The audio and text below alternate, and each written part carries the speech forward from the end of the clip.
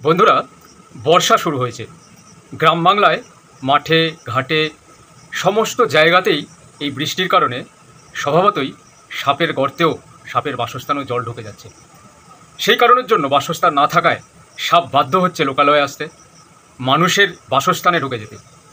সেই কারণের জন্য স্বভাবতই সাপের কামড়ে মৃত্যুও বাড়ছে। আসুন বন্ধুরা, আমরা আজকে আলোচনা করি কি কি করলে আদৌ সাপ কামড়াবে না। বিষয়টা দারুণ না? আমাদের যদি সাপ না কামড়ায় আমাদের টেনশনও থাকবে না, আমাদের মৃত্যুও ঘটবে না, প্রিয়জনদেরকে হারাতেও হবে না। এই মূল ভিডিও যাওয়ার আগে একটা অনুরোধ করে নেব, এই ধরনের বহু শিক্ষণীয় ভিডিও আমার এই চ্যানেলে আপনারা পাবেন। মনে হলে দেখতে পারেন, শেয়ার করতে পারেন, যাতে করে অন্যরা জানার সুযোগ পায়। তারপর যদি মনে হয় আপনি ফলো করতে পারেন। চলুন বন্ধুরা, মূল বিষয়ে যাই। কি করলে সাপ আর আদৌ কামড়াবে না? শুধু অনুরোধ করব, শেষ পর্যন্ত ভিডিওটা দেখবেন। কে বলতে পারে কার কোন দিন কী প্রয়োজনে লেগে যায়। বন্ধুরা, সাপে কামড়ের চিকিৎসা এক অবহেলিত গ্রাম্য বিষয়। বন্ধুরা, অস্ট্রেলিয়াতে সবথেকে বিষধর সাপের সংখ্যা বেশি, অথচ সেই অস্ট্রেলিয়াতেই সাপের কামড়ে মানুষের মৃত্যু নেই বললেই চলে। কিন্তু ভারতবর্ষে সরকারি হিসাবে প্রত্যেক বছর 60,000-এরও বেশি মানুষ সাপের কামড়ে মারা যায়। এর বেশিরভাগটাই কিন্তু গ্রাম বাংলার। শহরে তো আর সাপ যায় না, যার জন্য এটা বললাম অবহেলিত গ্রাম্য বিষয় এই সাপের কামড়ে চিকিৎসাটা। তো চলুন আমরা জেনে নিই কী করলে আমাদের সাপ কামড়াবেই না। বেশ মজার জিনিস না? দারুণ ভালো হয় না? চলুন আলোচনা করি। 1 নম্বর যেটা আমরা করব সেটা হচ্ছে আমাদের চারপাশের পরিবেশ কিন্তু পরিষ্কার রাখতেই হবে। আমরা যদি পরিবেশ অপরিষ্কার রাখি তাহলে কিন্তু এই সমস্যাটা বাড়বে। অর্থাৎ পরিবেশ পরিষ্কার রাখাটা অত্যন্ত জরুরি।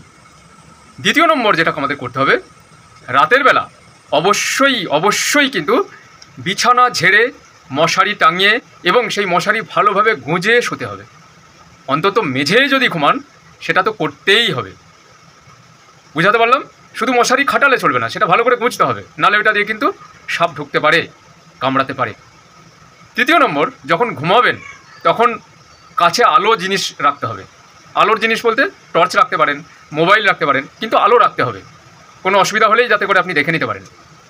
4 নম্বর, আমরা নিজেদের বা বাচ্চাদের স্কুল যাওয়ার সময় বা অফিস যাওয়ার সময় বা আমাদের কাজের সময় যখন আমরা বুট জাতীয় জুতো পরবো, তখন সেই বুট জুতো কিন্তু আমাদের ভালো করে আগে থেকে ঝেড়ে নিতে হবে, ঝেড়ে তারপর পরতে হবে। কে বলতে পারে ভিতরে কোনো বাচ্চা সাপ লুকিয়ে নেই?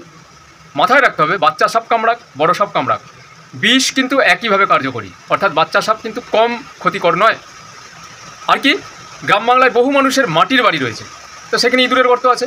তো ইঁদুরের গর্ত যদি থাকে তাহলে কিন্তু সেই গর্ত আজই বুঝিয়ে নিতে হবে। কেন বলছি নিশ্চয়ই বুঝতে পারছেন, ইঁদুর খাবার জন্য সাপ আসবে, সাপ এলে তো সমস্যা। আর কি, পরের যে পয়েন্টটা সেটা হচ্ছে আলো ছাড়া বাইরে একদমই যাওয়া যাবে না।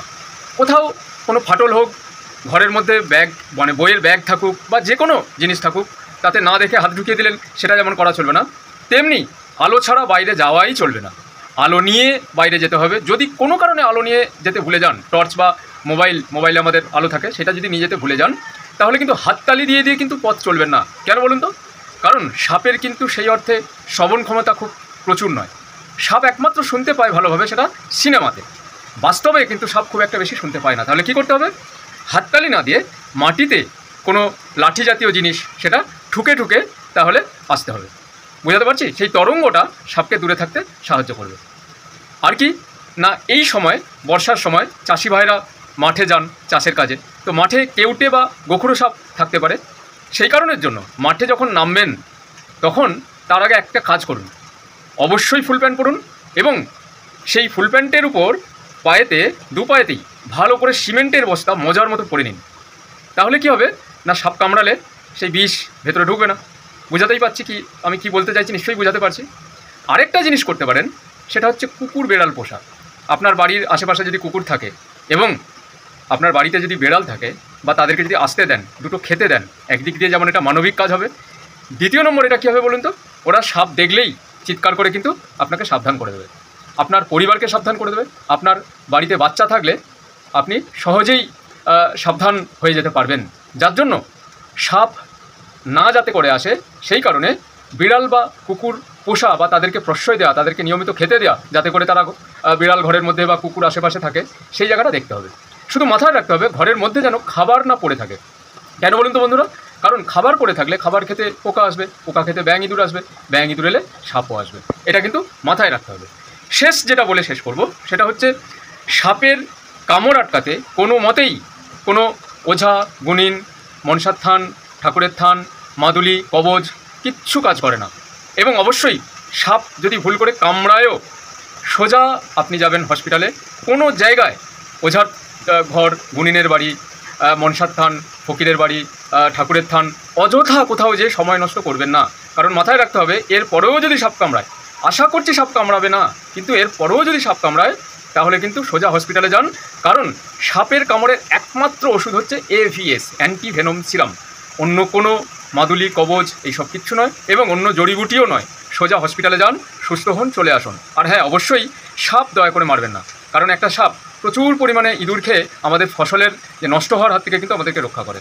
সুতরাং ইকোসিস্টেমের স্বার্থে, আপনার আমার অন্তত টিকে থাকার স্বার্থে সাপ থাকা জরুরি।